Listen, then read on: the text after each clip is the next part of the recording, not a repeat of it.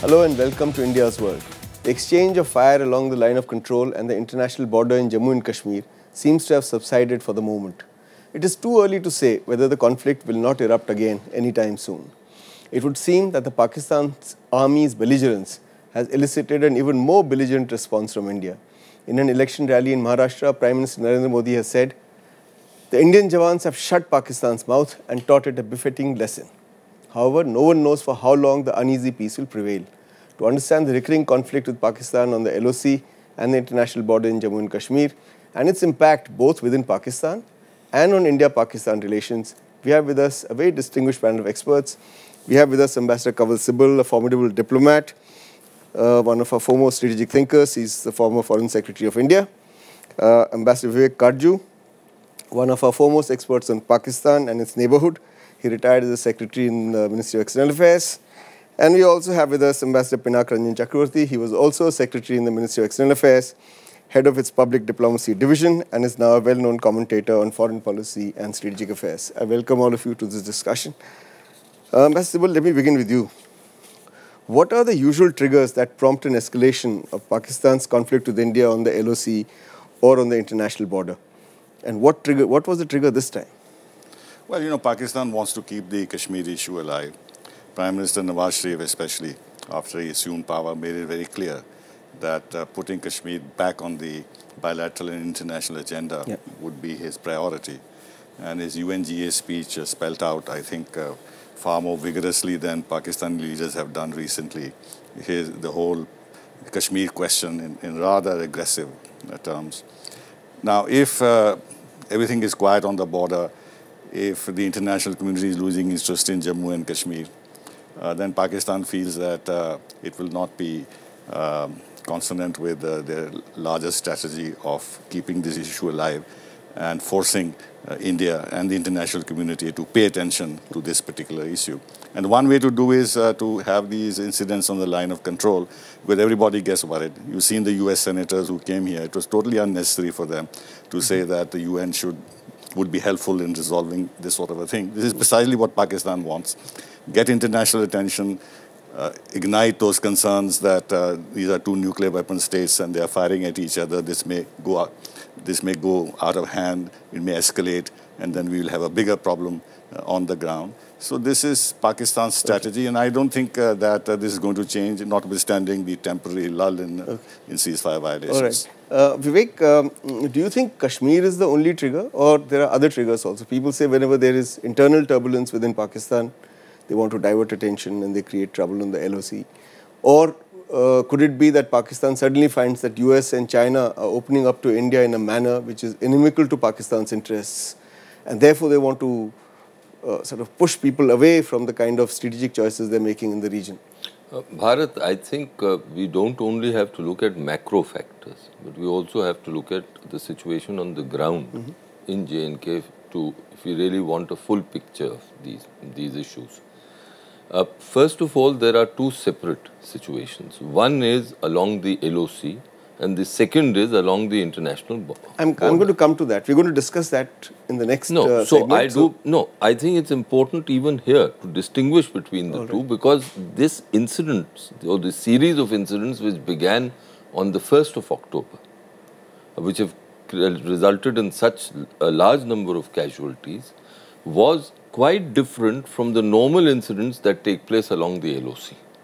I understand that, and we're going to discuss that in great detail. But I'm asking you, the triggers, is the trigger only Kashmir internationalizing it, or are there other factors which are internal to Pakistan, which have to do with the changing balance, strategic balance in the region with US and China opening up to India? No, there are micro factors they can develop locally, and sometimes those are resolved locally.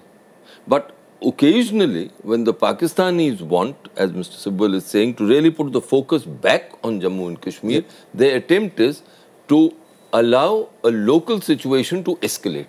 And that is what has happened in this case. All right. Pinak, although it's very cynical to talk about an opportune time for even a limited conventional war, but do you think Pakistan can afford to escalate this situation or let it escalate over the next few weeks and months into a conventional conflict with India?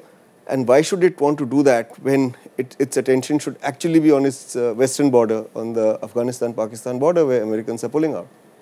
I don't believe that they are going to climb the escalatory ladder any further than what has happened, except in their strategy of drawing attention. So it might just go up a bit, but not beyond a point. Of course, they will talk about that they are a nuclear weapon power, etc., and all the demagogues there will be saying all these things, basically to tell the rest of the world that, look, we are a nuclear power, this can really, as Ambassador Sibal said. So it's really a sort of blackmail that they use with the international community and to draw attention and to ensure that the Kashmir issue remains alive. So that is one of the factors that, but the other factor that you've sort of trying to understand, like we are all trying to understand the domestic and other things. I think principally this time, it is not the elections in Jammu and Kashmir or some situation within Pakistan. I think principally this time it is about a more macro global geostrategic situation with a new leadership in India reaching out to the USA and China also, I think, has played a role. Pakistan is, in my view, trying to remain relevant. You wanted to say something? I'd like to comment a little bit on this. I think part of the calculation would be, I think, that, Prime Minister Modi has taken the leadership in South Asia, in SAARC, in some senses, a regional and partly global leadership with his visits to the Chinese visit and the US visit and everything else. I think they want to, in a sense, complicate the task for Prime Minister Modi to present himself as a regional leader who is now engaging the rest of the world as the prime power in South Asia, plus his whole development agenda, creating manufacturing industry here, all that he talks about, which will actually mean growth and rise of India and more powerful India. They want to, whatever way they can, to try and interrupt this process and scare away investors or whatever they have in mind, and convey the picture that India, this region is unstable, India-Pakistan issues have to be resolved if Prime Minister Modi has to achieve his ambitions. I think this could be part of the calculation too. I think this, of course, is there. But in addition, it's also testing Mr. Modi, really to put out the signal that he is no different. When push comes to shove, he is no different from other Indian leaders, and from his government is no different from past governments. And I think that in that they haven't really succeeded. Okay. Do you want to say something on this? I think it's absolutely right that testing is part of this whole exercise. And they are also thinking that maybe he will react in the same way as the Indian leadership had done in the past. But now they should know that that is probably not going to happen. Okay. But going back to what is a greater threat to Pakistan? Is India a threat to Pakistan, or is Pakistan's greater threat comes really from the Taliban? The Pakistani Taliban, after all, have just recently announced their allegiance to the Islamic State in Iraq and Syria. So is that a bigger threat with which they should be dealing, or should they be playing these games with India? See, looking from the outside and looking at it rationally from an external perspective, it is quite clear that they should focus on the internal threat. And there have been some voices in the past in Pakistan which have said that our real threat is within, and and that India is not really the main threat. But on the other hand, there is dynamism. There are dynamics in the country, whether it's armed forces or the religious groups, which still continue to project India as the principal threat and believe that the other threat is manageable. And this surprises me in my own conversations at track 2 level, that how they underplay this. And they feel that this is only in one corner of Pakistan. Population involved is 6-8% or whatever the figure is. And these people really don't have that much of electoral support. And I think, and I'll stop there, I think with the changing complexion of Pakistan society, which is moving more towards Islamism, I think that also makes the society at large not realize how deep and serious this threat is. And India will continue to loom large so long as the armed forces, in their own interests, want to actually project India as the principal threat. Okay. All right. We need to take a break at this point. We'll be back again in a bit. Don't go away.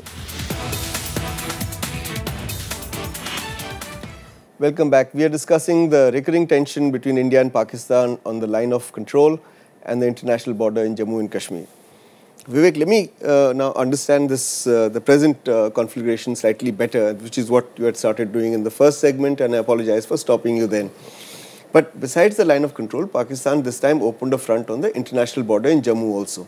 Now, the international border, or IB as it is called, has not seen this kind of exchange of fire. I think the last time there was such exchange of fire was when India was fencing the border and we had to stop for a while. But after that, this kind of intensity of exchange of fire has not been seen there. So why do you think Pakistan opened up this front? I think it's difficult to really pinpoint a definite reason. And in my mind, there are a whole complex of factors, both local and international. Because not only did they open up a front, they've also directly targeted civilian locations. But the civilians on the international border are largely Hindus. Is that correct? Well, that is an important factor. We don't like mentioning these things. We don't like talking of our citizens as Hindu and Muslim. But in the Pakistani mind, it's very different. It is very different. But what about the Indian citizens on the LOC side? Look, it's like this, that sometimes when forces fire on posts, then if the posts are embedded with a civilian location or abut the civilian location, then there is unfortunately and tragically collateral damage. You're suggesting it's collateral damage, but what if it's deliberate damage? But this time it was deliberate. That was the unusual factor, and that is where a definite escalation took place. And it is here that the government said, enough is enough, and if there is such kind of escalation, we will respond very forcefully. At this juncture, can I add just one more thing? You know, I see this, I see that Mr. Modi is really redefining the norms of India's Pakistan policy. I just want to hold on to that thought, but let me just take this question of how Indian response was different. How significantly different was Indian response this time on the international border or on the LOC? One of the stories that one hears from our friends in the army and other places is that when these incidents take place, the Pakistanis have always mocked our people, our soldiers and officers, that you will probably have to wait for a directive from Delhi to even fire one bullet. This is the kind of How do we know this? Well, this is what they tell us. So I presume that this could be a situation. In other words, that our forces may not have that kind of local authority to open fire. Now, they are more disciplined in that sense. Not that the other side does not have discipline, but they do it under also some. But this time, if you have noticed, I think that our leadership has clearly mentioned and publicly that they will have local authority to take on these kind of firings. And I think that has also boosted morale on our side.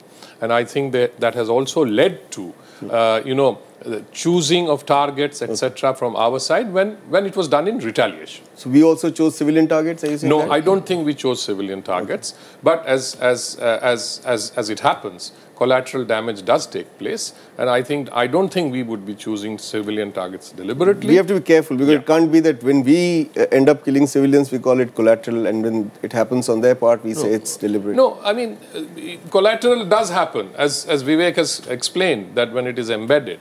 But if you directly target a village, for example, then of course you are directly targeting. Vivek, you wanted to add something quickly. My impression is that on the Pakistan side, the civilian populations are more embedded with these posts. On our side, especially a couple of kilometers inside our territory, there's a degree of separation. Yes, there is a degree of separation. But there's one more thing. My belief is that forces, our Indian forces on the line of control and the IB have the authority to fire. And they exercise that authority. This time around, what was clearly different was a political decision that there will be no flag meetings till the Pakistanis stop fire. That was crucially different from the past. Let me ask you a related question. While the military costs in this conflict may be similar on both sides, 80mm and 85mm mortars on both sides, so on and so forth, do you think the civilian costs to pay are different on the two sides. The Pakistan army doesn't have a cost to pay for civilian deaths. But here you have a different kind of political democratic system where the cost could be higher. I don't think so, because if you talk about the international border, which means on the other side it is Punjab, on the Pakistani side. And that's where the heartland of Pakistan is. And if 25,000 people get displaced there, it's far more serious for the Punjab government or the Pakistan government than 100,000 people getting displaced in North Waziristan.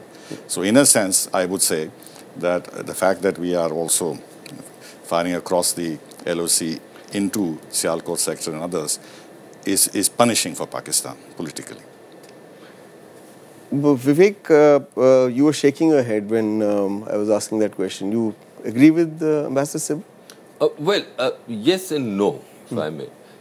I think it's right that it's Punjab and therefore the politicos are sensitive. It's also that I think these are partly the recruitment areas for the army, so that's important.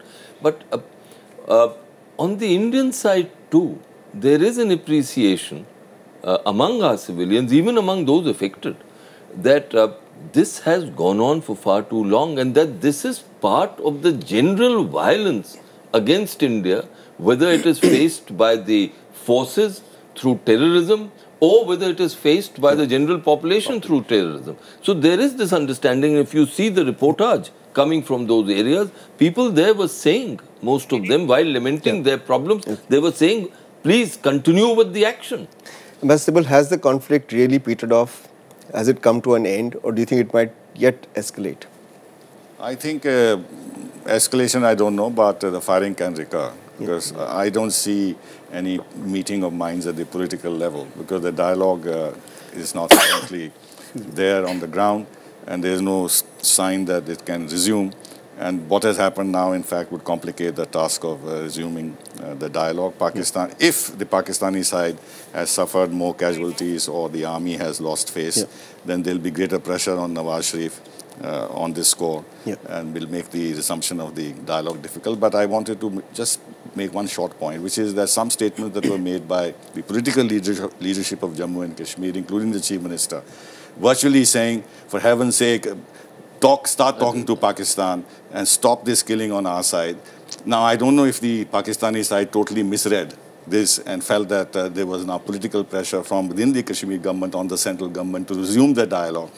And therefore, they think that this kind of escalation and firing will push the government of India into a dialogue. I think great disservice was done by the political leadership of Jammu and Kashmir by virtually begging the central government to go on its bended knees and talk to Pakistan in order to save lives across the line. We'll talk about talking to Pakistan in our next segment. We need to take a break again at this point. We'll be back again in a bit.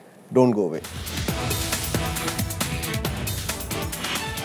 Welcome back. We're discussing the conflict on the line of control and the international border in Jammu and Kashmir between India and Pakistan and its consequences. Vivek, what would be the impact of this conflict on the balance of power between the civilian government of Prime Minister Nawaz Sharif and the military, or do you believe they're on the same page because they both are equally belligerent about Kashmir? No, I think on Kashmir, Nawaz Sharif has very strong views. He's a Kashmiri himself. Well, that is, he's supposed to be a Kashmiri. Spoken like a Kashmiri from Allahabad, but go ahead. But more importantly, I think this question itself is, if you permit me to say, Bharat, a little misleading, because in Pakistan, as far as India is concerned, or other strategic policy issues, they are in the hands of the military. They are the final people who decide. So whether the civilian government is on the same page or not really doesn't matter. That is something which we must always keep in mind, and I do not know why there are sections within India who believe that the civilian government matters in Pakistan when it comes to India. It has totally foxed me for years.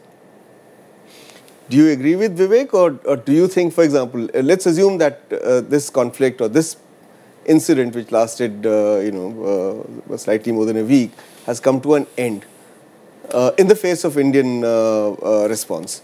So, can the Pakistan army afford to lose face like this? I'll begin. And what does it do to the Pakistan army within Pakistan?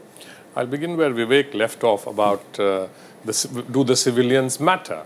No, I think in a theoretical framework, If Pakistan had a proper functioning civilian democracy with powers to control the army, that would be ideal for not only the Pakistanis but for India as well. But unfortunately, the reality is different. Hence, those who think that we must strengthen Nawaz Sharif so that his hands are strengthened and so that we can deal with the civilian, I think are living in cloud cuckoo land, basically, because I think the army, as we all know, so we've got the cloud everything. cuckoos and we've got the hawks. No, it's all right. We can have doves, hawks, and you can have a veritable menagerie. But the point is that that this reality has to be accepted. Okay.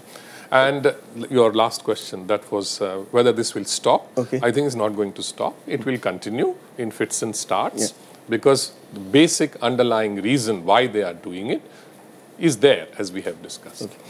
Let me ask you this, Ambassador Sibal. What is India's long-term strategy vis-a-vis Pakistan? How do these tactics fit into a long-term strategy? What is that strategy towards which these tactics of, sort of responding with greater force, etc., lead to? Our long-term strategy has been very clear, which is to resolve our differences with Pakistan. But, you can't implement a long-term strategy unless on the other side there is the same kind of, long-term thinking. Now, the long-term thinking in Pakistan, as I see it, is that, yes, they can make peace with India provided all their demands are met. And those demands can never be met by India. India cannot give them parts of Jammu and Kashmir or unilaterally demilitarize Siachen or cease making dams on the rivers on our side or any of the issues that they raise. So there is an impasse.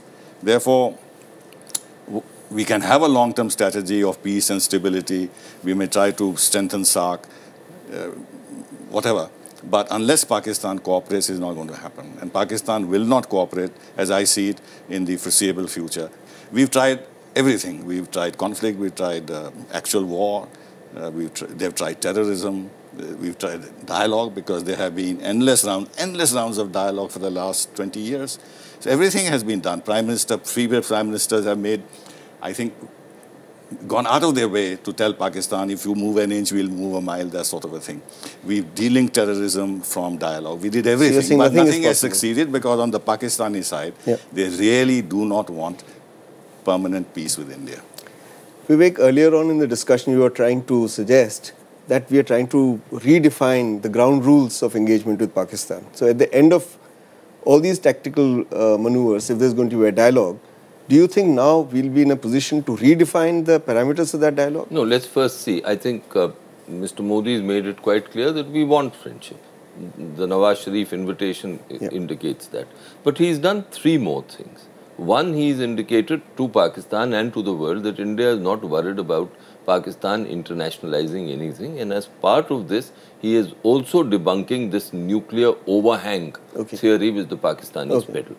Second, he's saying that dialogue will be on normal international norms, which is that if you meet separatists, then there can be no official dialogue. And third, and most importantly, which is relevant to the present situation, he said that if you use violence, it will be met with the full force in our power. So these are the new rules of engagement which he is laying down. I think he is still to define a comprehensive Pakistan policy, and I do think that his people and the government should articulate a comprehensive Pakistan policy. But on one point, let me put it to you that if you see the Pakistan establishment's reports, their writings, you see the Abbottabad Commission report, the presumption is that India is as an eternal threat and hence by inference an eternal enemy. That is the way they look at you. We're really running out of time. We've got just a minute left. So in a minute, please tell me, when Prime Minister Narendra Modi goes to the SAARC summit in Kathmandu, he'll have to come face to face with Nawaz Sharif. Do you expect at that point things would have improved, or there might be the beginnings of a bilateral dialogue or meeting at least on the sidelines of SAARC? Well, it will depend on what the situation is and if things cool down and things go back to what we call normalcy in terms of what we have had in the past, no firing at least, So you're saying basically it depends on the situation. Mr. Modi can certainly, Prime Minister Modi can certainly say hello to Nawaz Sharif. He's never, he has invited him to Delhi for his thing. Okay. You want to say something on this? Yeah, I think that it's almost inevitable there'll be a meeting. Unless there is a very big incident which makes it very difficult for Prime Minister Modi to meet Nawaz Sharif. Otherwise, it just doesn't make sense that they are there in Kathmandu, they are sitting around the table, and they do not meet on the sidelines for a conversation. And I think this will be quite normal and acceptable. And I can't see how Prime Minister Modi can avoid this, especially since his agenda is to strengthen SAARC, strengthen India's leadership in the region, and look very odd. See, in a multilateral UN kind of a setting, yes, they need not meet. But in a SAARC setting, barring the caveat which I made, that there's a big incident which the military provokes, I think it's inevitable. Okay, all right. We've run out of time. I'd like to thank all of you, Ambassador Pinka, Ranjan, Chakravarty, Ambassador Vivek, Katju, and Ambassador Kanwal, Sibal. Thank you ever so much for coming here and participating in this discussion. That's all we have for you today. We'll be back again next week with another interesting issue. Till then, goodbye and thanks for watching.